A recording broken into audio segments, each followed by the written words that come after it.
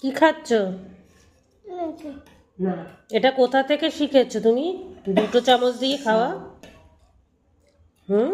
এই দেখো দুটো চামচ দিয়ে বিদিশা খাচ্ছে। খাও, আবার দিয়ে খাও, মাথাটা জাগাই খাও, মিছু করবে না।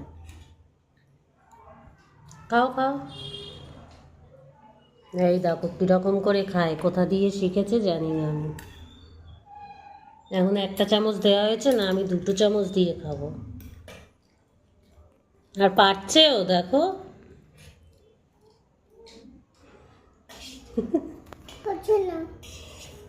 খাও, মুখে দাও। খাও, মুখে দাও। এই তো